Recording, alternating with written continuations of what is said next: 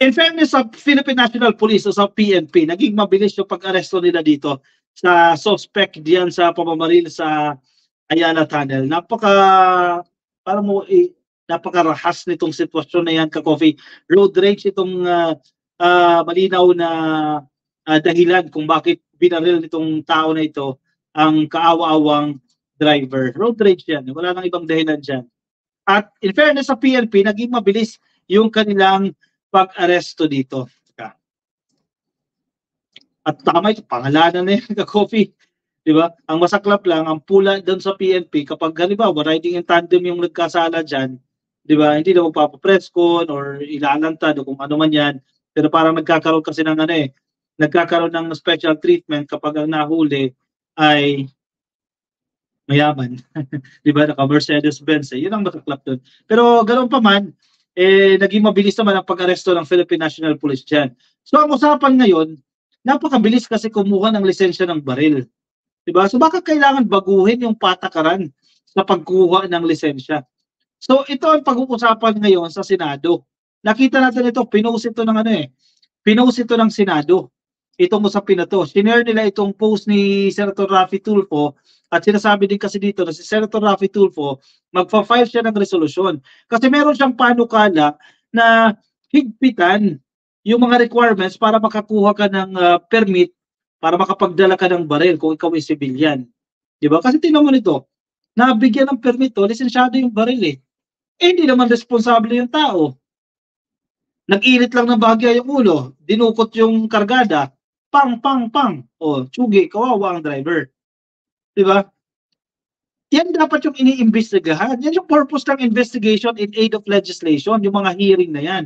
Kasi baka may gap yung policies, may problema tayo sa batas na kinakailangan natin i-address. Kasi ito, hindi lang naman ito ngayon nangyari eh. Paano kung sintu-sintu pala yan, nakakuha agad ng baril? O dapat higpitan yung requirements para makakuha ng baril yan. Kasi tinan mo, nagresulta yan dahil baka nga fixer lang nga nag-ayos yan para makakuha ng lisensya eh. Anyway, sige, background story tayo kung hindi kayo familiar. Nag-guest siyang anak ka-Coffee yung ng biktima na sa Raffy Tulfo in action. May 29, 2024, kahapon. Isang road rage ang naganap sa kahabaan po ng EDSA southbound lane papasok ng Ayala Tunnel. Kahapon na nauwi sa pamamaril at ikinasawi ng family driver na si Anesito Mateo. Siya ka-Coffee ang kaawa-awang biktima. Family driver po ito. Hindi yan yung may-ari ng kotse na nakita ninyo nag-circulate online. Family driver lang po ito si Mang Anesito Mateo. Sa pakikipanayam ni Raffy Tulfo in action sa anak ni Tatay Aniceto na si Mark, sinabi niyang kasusundo pa lang ng kanyang ama sa isang estudyante sa school nang magkagit-gitan ang Toyota Innova. Ito yung dinadrive ni Tatay Aniceto, no? Nakagit-gitan nito ang minamaneho ng biktima at Mercedes-Benz. Nagdala naman ni Gerard Raymond Talusan Yu. Ano to? Yu. Pilipino siguro ito. Pilipino, ang apelyido lang ay Chinese sounding, no? Yan. Ito ang suspect si Gerard Raymond Talusan Yu. Uminit ang ulo ni Yu. Yun ang problema. Lalo na yung mga high blood, yung mga, hindi high blood na literal na high blood, no? Yung mga mabibilis mag-init ang ulo, yan dapat hindi binibigyan ng pribilehiyo eh. Pribilehiyo yan na magmay-ari ka ng baril. Huwag mong bigyan ng pribilehiyo yan. Diba? Kailangan isa lang sa test muna yan para yung mabibigyan talaga yan. Hindi yung nainis lang bahagya, dudukot ng kargada, pang. Uminit ang ulo ni Yu nang hindi raw siya mapagbigyan, makapag-overtake ni tatay. Tingnan mo ha, simple lang yun eh. Ano ba naman? Kasino ba naman yung hingang malalim? Diba? Oh, a matter of wala pang 1 minute yun, 30 seconds, makakapunta ka rin sa pupuntahan mo. Paunahin mo na, kasino lang naman yung isang sasakyan na yan, oh, pinauna mo. Kaya sa umantong sa ganitong sitwasyon, yung tinapanawagan ko sa mga nakikinig sa atin, yung ibang nagkakabungguan sa kalsada, nangyayari yan dahil ayaw magbigay. Diba? Magbigay ka, a matter of 5 seconds lang yan, no? Diba, magkaharap kayo, hinto ka. 5 seconds ka lang hihinto, oh. 1, 2, 3, 4, 5. Tapos na yung 5 seconds. Nakaalis na yung tao na yun. Yung sasakyan na yun. Oh, di ba? Kaysa magbubuan kayo, nako, naka-freeze kayo dyan. Tatawag pa ng traffic enforcer, tatawag pa ng police para mag-conduct ng investigasyon. Hassle yan. Mas stress ka dyan. Ilang oras yan? 2-3 oras yan. O gagastos ka pa para ipagawa. Kung ikaw nakabunggo, ipagawa mo pa yung sasakyan. Yung sasakyan mo, nagasgas o na-UP yan, papagawa mo pa. Then, kung ikukumpara mo, huminto ka lang ng 5 seconds, huminto ka lang ng 10 seconds, wala yung problema na yan. Kung mainit ang ulo mo, hingang malalim ka dyan. Ibang usapin to, hindi ito yung away kaibigan. Yung away kaibigan o away mag-anak o kung ano man, minsan makakapagsalita ka ng masama. Ibang usapin yan, pero hindi ka kumikitil dito. Grabe yun, ha? Hindi lang siya nakasingit, ha? Hindi siya nakapag-overtake kay Tatay Anisito, kaya hinabol niya ito. At nang maabutan, sa kanya binaril. Ganun lang kadali, ha? Winakasan niya yung buhay niya dahil hindi siya nakapag-overtake. Ayon kay NCRPO Chief Police Major General Jose Melencio Nartates Jr., sa ginawang follow-up operation ng PNP, natunton ang bahay ni Yu at ang Mercedes-Benz nito. No, in fairness sa PNP, mabilis, ha? Sana ganyan din kay Kibuloy. Nahanap po yung bahay ni Yu, pati yung sasakyan, Mercedes-Benz. Tama yung sinasabi ng mga witness, naka-Mercedes-Benz, Kasama rin sa na-recover ay ang Taurus pistol caliber 40 na siyang ginamit ng suspect sa pamamaril. Sino mo naman grabe ako.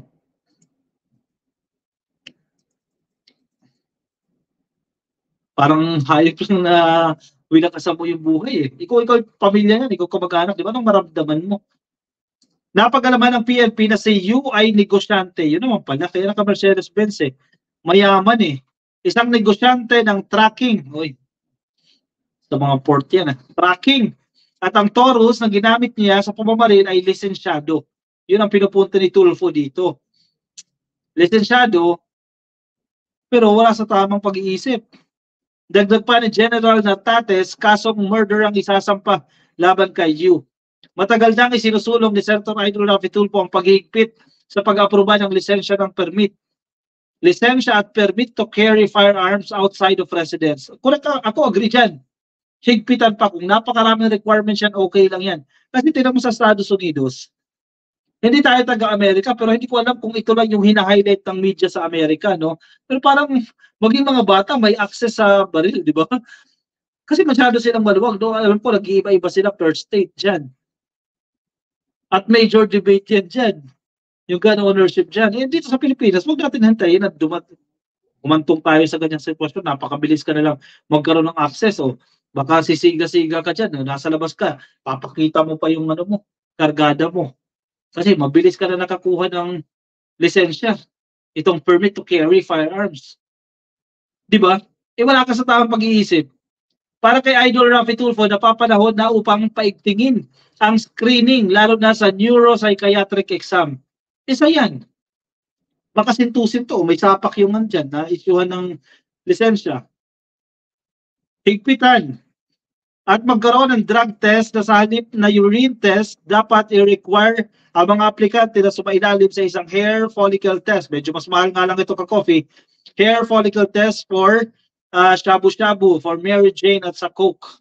Alam niyo na yung mga tinutukoy ko yung pinagbabawal na gamot. Huwag natin i-mention yan. Ako, agree ako dyan. Kasi maraming abusado na hindi dapat nabibigyan ng karapatan o ng authority na mag-carry nitong firearms na to. Kasi kawawa, tinan mo, ang bilis lang nawakasan ng buhay dahil lang hindi ka pinasingit.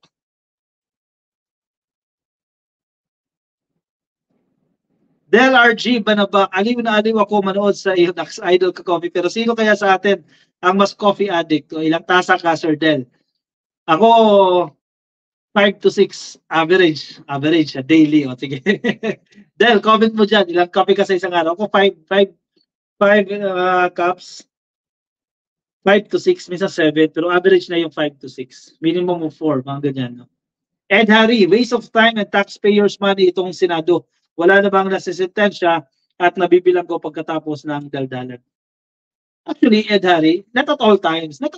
Kasi may mga hearing din naman talaga na useful. Sa totoo lang, may mga hearing na useful, pero may mga hearing na basura. At isang example dyan, itong pagdinig ni Bato de la Rosa, walang kinapupuntahan yan. Pero marami pa ring hearing sa Senado na nagagamit, totoo talaga, na nasa-serve niya yung purpose niya na it is in aid of legislation. Kumbaga, ma-identify mo yung mga gaps sa batas na kinakailangan punan ng bagong batas o amyendahan yung nag-exist na batas dahil sa naging pagdinig. Actually, hindi tayo tutol sa Senate hearing, no? Kasi ano nila yan, karapatan nila yan eh. Nasa konstitusyon natin yan eh. Pero tama rin naman na marami talagang nasasayang na resources sa mga hearing na basura. Pero marami din namang napapakinabangan na hearing. Entrepman, dapat pagbawalan na mga motorista na bigyan ng license sa baril. Mga dapat inaarmasan na lang is yung mga nagmamando ng traffic. Naku, medyo mabigat-bigat din yan, Kagomi. Kung mainitin din yung ulo ng nagmamando na yan. So, medyo ingat-ingat din dyan. Pero agree ako dyan sa panukala na yan. Mag-file daw ng resolution dyan sa Senado. Tama yan, nahigpitan yung requirements. Kasi para hindi ka basta-basta makakakuha ng permit. At isang number one ang dapat ayusin dyan, yung mga fixer. Kasi iba kahit walang requirements, peki o requirements, paano lusutin? O nabigyan mo na ng authority, nabigyan mo na ng karapatan na magdala ng kargada yan. Pero yung isip niya, hindi responsible enough.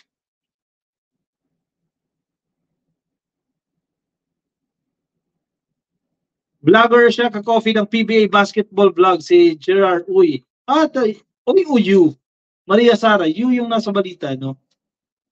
Sobrang yabang daw yung bumaril, Sophie. Mukha nga, isa itsura pa lang eh.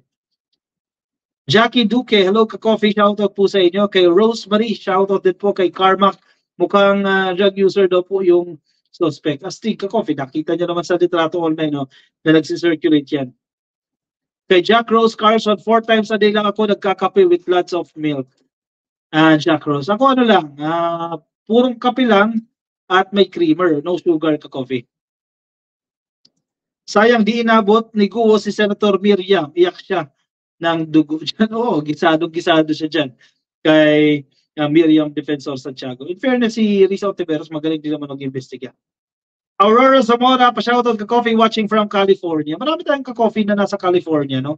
Siguro maraming Pilipino dyan sa California. Hindi ko alam kung ang majority ng mga Pilipino sa Amerika o kung by state, ang may pinakamaraming Pilipino ay California. Feeling ko lang, ha?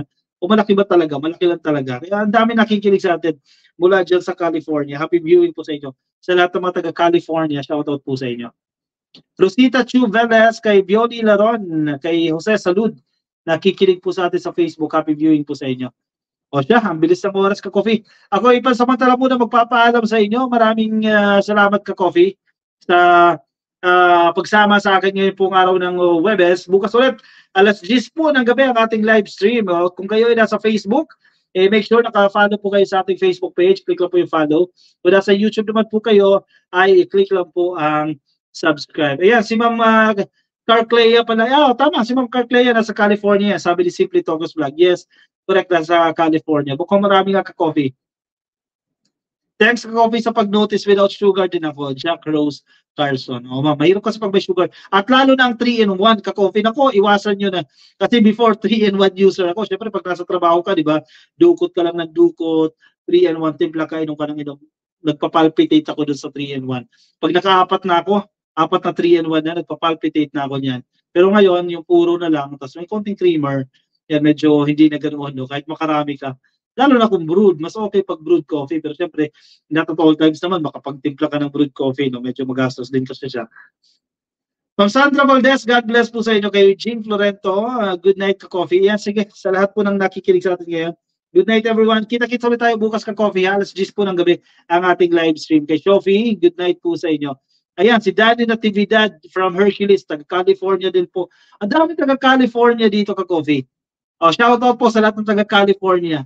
Brad, shoutout po sa inyo. Okay, paalam na sa inyo ka-coffee. Bye-bye, ingat po kayo.